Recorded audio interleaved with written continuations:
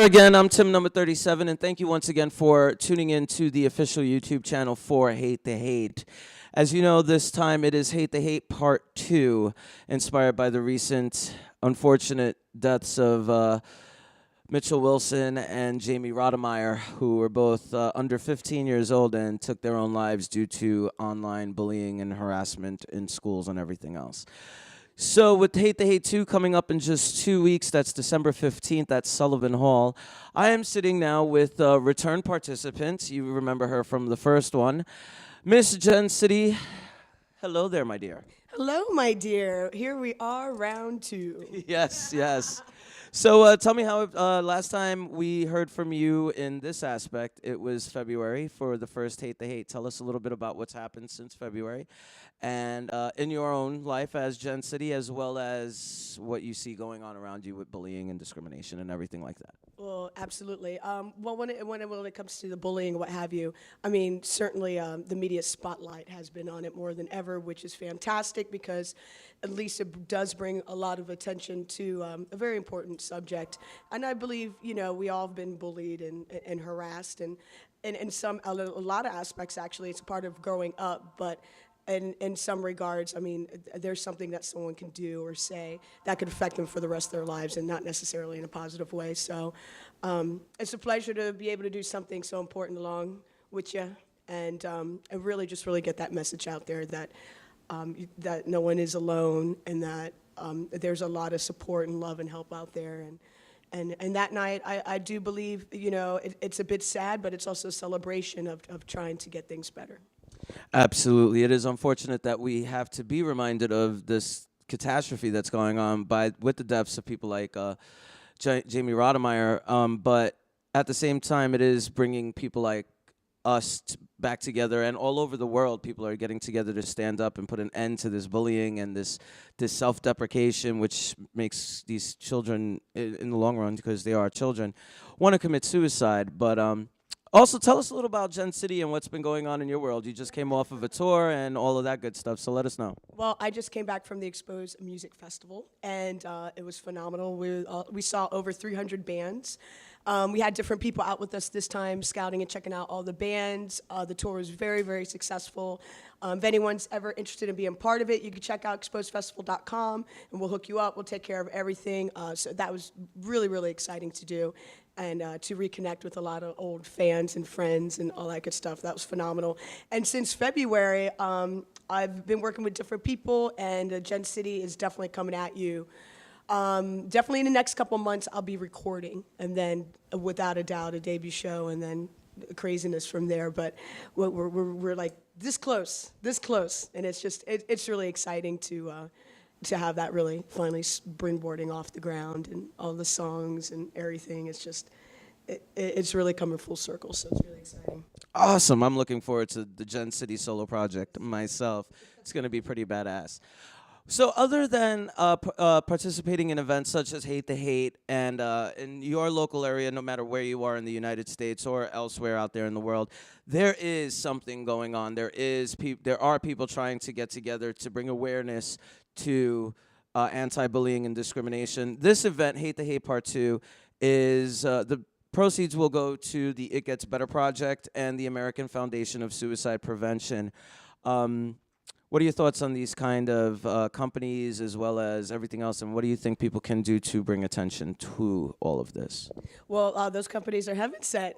Those organizations are very important for someone like how I mentioned in the interview that we had done before, you know, someone out in the Midwest or someone who doesn't have necessarily all the privileges we have of living and being New Yorkers and living here and being able to literally walk outside our door. We don't even have to walk outside our door now. We just obviously go online and be able to find different resources, and that it might not be so simple for other people to do that.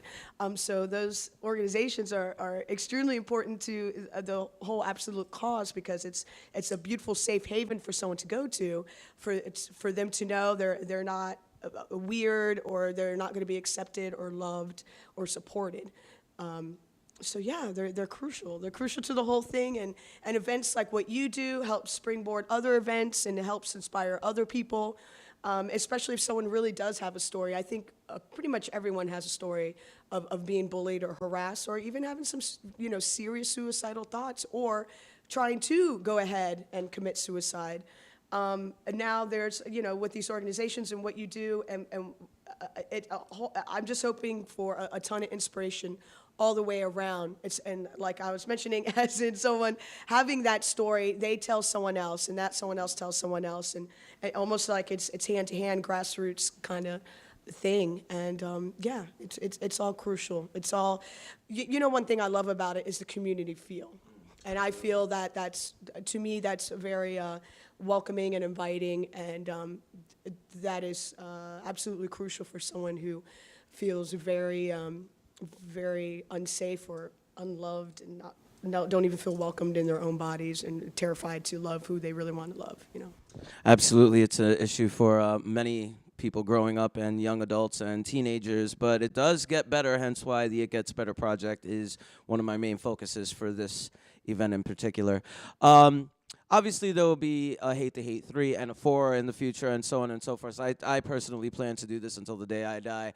But Jenn City really jumped on this one as one of the main sponsors for Hate the Hate Part 2, Jenn City Productions in total. She's been a very important part of me putting this together. So what can we expect from Jenn City to be doing in future Hate the Hates and on your own as well, on your own thing? Well, absolutely. There's something I'm working with this one company, and we're giving cancer their finger right now. We have that going on at barenakedsale.com. You can check it out, or check out any of my social media sites, whether it's Facebook or Twitter.